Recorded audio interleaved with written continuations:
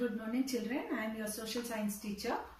Today I will continue with the lesson, the story of village Palampur. This is an imaginary story children. It is an imaginary village story. So let us go back to the lesson. See, in the previous class I have taught you about the Green Revolution. That is introduction of HYV seeds. And today also in my class we have discussed about what is Green Revolution. So today finally at last the subtopic here is non-farm activities in villages. See children, here only 25% of the people working in Palampur were engaged in activities other than agriculture like dairy, small scale manufacturing, shopkeeping, transportation. So all this was going on in village Palampur. As more villages get connected to towns and cities through roads, transport and telephones, it is possible that the opportunities for non-farming activities in the village would increase in the coming years children.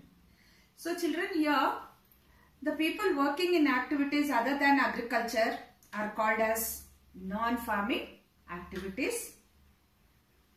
The two non-farming activities taken up by the people of village Palampur are running grocery shops. You all know what is grocery shops. And the other one is practicing various occupations such as barber shop, cobbler, blacksmith, coaching institutes, etc. So here these were the two main non-farming activities other than the agriculture children. So here the farmers in this village Palampur were having small scale manufacturing industries involved in production of small scale by using simple methods. For example, use of sugarcane crushing machines to procure jaggery in the field itself. You all know what is the meaning of jaggery. In Kannada we say bella. Okay. So, they used to crush the sugarcane in the field itself and make the jaggery. They were not taking it to industry, sugar mill to make sugar. The production work was mostly carried out by family members only, unlike big manufacturing outlets in towns where laborers are hired in huge number. Today I have discussed about a large farmer and a small farmer. So, large farmer who was holding a huge land used to hire people for the work over there, and very few people in the village were involved in this sector, and because of small scale production, profit earned was very less over there children. So now here they wanted a few non-farming activities, that is development of weaving centers started, basic processing of locally found resource, pickle making, oil processing mills, rope making, mat and basket making, repair of farming machinery, driving schools, handicrafts, etc. These are all called as non-farming activities which can enhance the production of rural areas children. So here electricity was the main here to run the tube wells and other agricultural machines. Education provides knowledge and technology for development of manufacturing industries. Roads were provided. Banks and financial infrastructures provides loan facilities for the farmers, and insurance and communication provide stability and routine functioning. So all these were very much in village Palampur, and the non-farming activities were practiced in Palampur like dairy farming. What they were doing here is the farmers feed their cattle with various kinds of grass, jowar and bajra.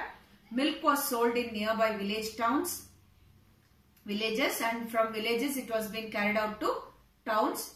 Two traders from Shahpur town have set up collection cum chilling centers at Raiganj, from where the milk is transported to far away towns and cities children.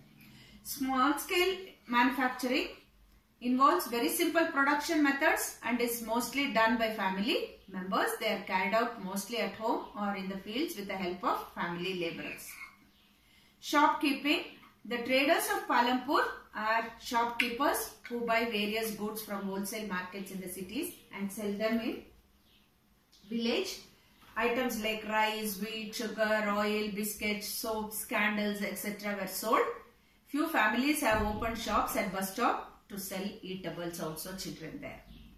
So coming back to transport, variety of vehicles on the road connecting Palampur to Raiganj, rickshaws, tongas, jeep, tractors, truck drivers, transport people and goods.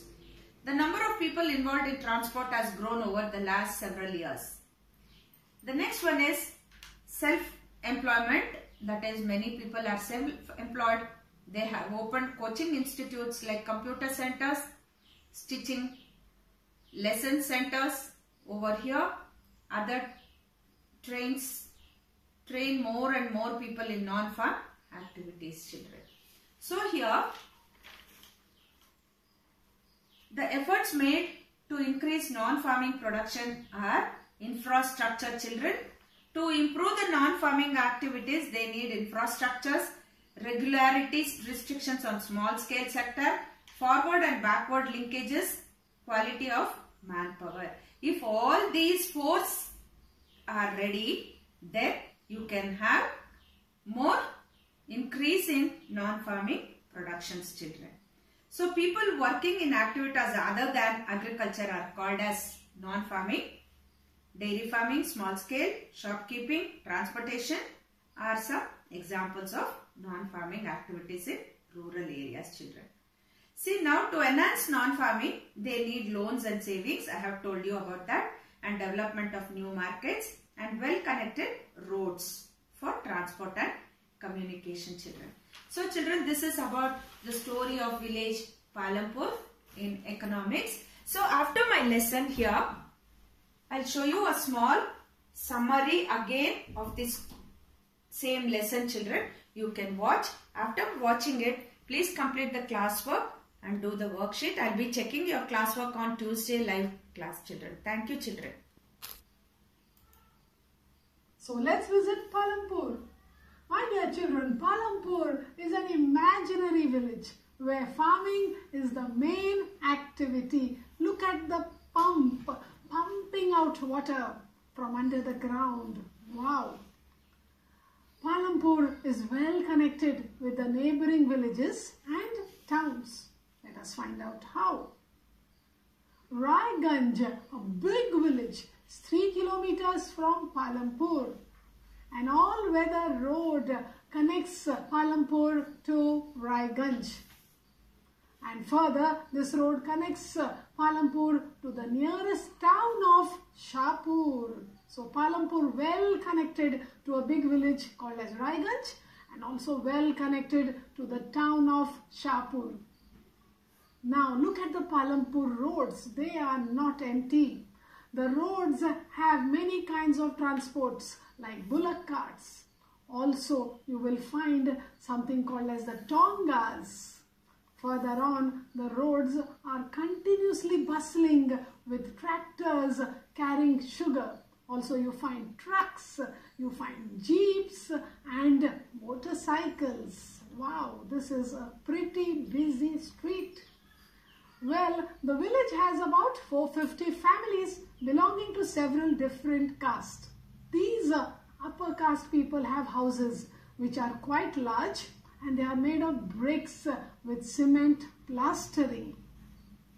Now, further down the village live the scheduled caste people and they comprise 1/3 of the population. They live in one corner of the village in quite smaller houses made of mud and straw. Palampur, as I told you, is not an isolated village. It has electric connections. Look at the beauty of Palampur even at nights. Electricity powers all the tube wells in the fields and electricity is also used for various small business. Palampur has 2 primary schools and it also has 1 high school. Further on, there is a primary health center run by government and also Palampur has a private dispensary where the sick are treated. The story of Palampur, an imaginary village, will take us through the different types of production activities happening in the village. and which is the main production activity. It is farming, which is the main production activity in Palampur. Also, there are non-farm activities in Palampur like small-scale manufacturing, shopkeeping, dairy, transport and so on. We shall take a look at all of these kinds of activities, both farming and non-farming activities, and understand a few things about production. Whenever we are producing goods, we need to organize some things. So the aim of production is to produce goods and services that we want. So to produce the goods and services, we require some things. And the four biggest things or factors required are land. Second, we require labor. Third, we require physical capital. And fourth, we require human capital. My dear children, these are known as the factors of production, and we shall understand each one of them as we continue in the lesson.